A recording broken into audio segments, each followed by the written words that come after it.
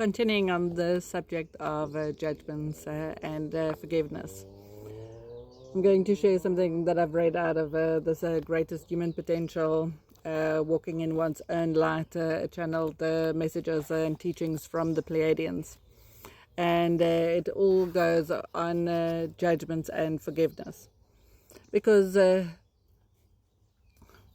guess I released judgments that I've held from childhood against someone, and it made such a big difference in my life. It shifted so much. It shifted so many other aspects that was connected to that, unbeknown to me. And it's like when the penny drops and when you get it, and when you do it and you see the far-reaching consequences in a positive way for yourself, it's just you want to share it with others. So I'm just giving you different perspectives, different takes on it, and different readings that I've listened to and read. And let's dig into this. It's about judgments versus forgiveness. Elimination of judgments and forgiveness are two ways of letting go. But from what I understand, forgiveness is not quite the same thing as no judging. When you forgive, you can still have judgments about a situation. It can help you to get out of anger or deception and go forward. But you can still include judgments. Many times you hear people say, I can forgive, but I can't forget. If forgiveness is the first step towards no judgment, or is it a completely different energy? You are currently operating under the universal law of attraction and reflection, a part of the construct of a 3D game. You knew that it would be a difficult one from the perception of limitation, to see and recognize a frequency within yourself. So the universal laws of attraction and reflection we put into place your reality, and all that you perceive it is a reflection of your vibrational frequency. You are creating and generating 100% of your reality 100% of the time. Not some time, but all the times, at all levels. What you label as good and bad, neither reality exists as such. They are simply vibrational experiences.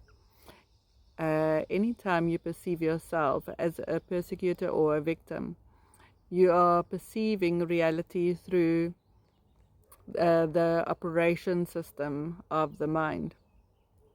The mind was created as a construct that allows for the perception of limitation, separation, your ego programs, and linear time.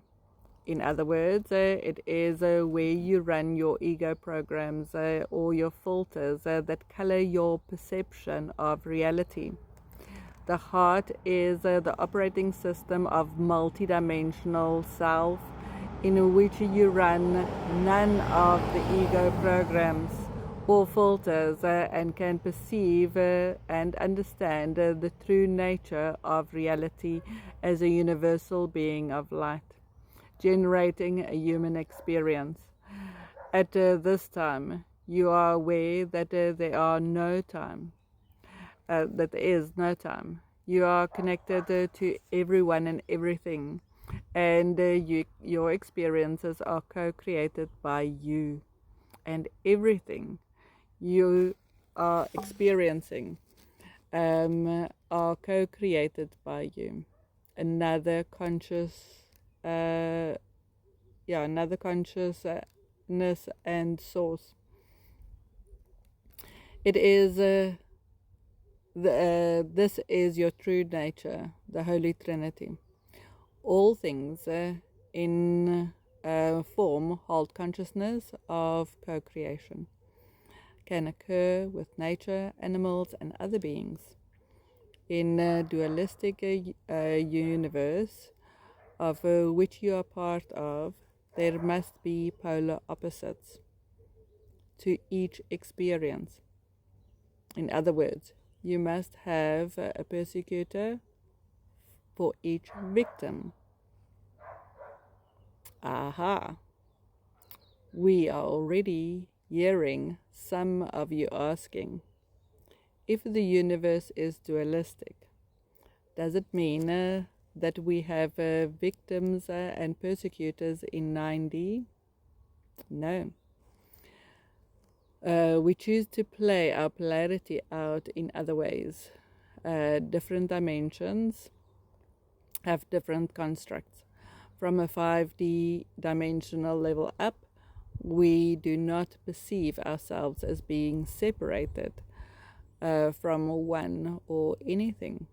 So we know we co-create and operate from any one or anything. And so we co-create and operate with our basic premise. We may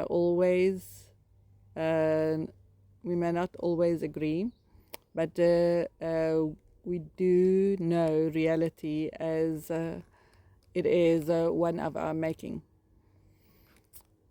If you're still seeing yourself as a victim, then you are taking responsibility for your part of the co-creation. When you see the service of your co-creation, what it teaches you or reminds you, then you are able to move beyond victimization and truly forgive and forget. If you have not forgotten, you have not forgiven. We have said this about 90% of the time. You are still referencing a hurt. You perceive yourself as victimized in some way, and you are still going back to that moment in time. If you have forgiven, then you will most likely not think about the scenario unless you encounter the same frequency again and recall the past moments when you previously experienced it. And that I've realized that is where the penny dropped for me.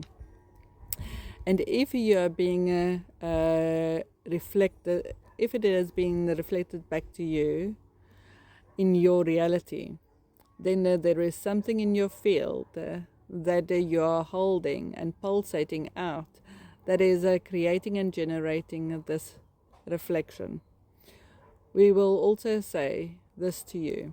Anytime that you are not in the present moment, you are operating in the system of the mind, which again means perceiving things from fear-based, limited perspective. If you fully engaged in the present moment, it is impossible to reference the past. The moment you disengage from the now, you move out of your operating system of the heart and set back into the operating system of the mind. So let's all step back into the now, be present, be aware, be conscious, and operate from our hearts. Let's push that energy out into this world. Bye for now.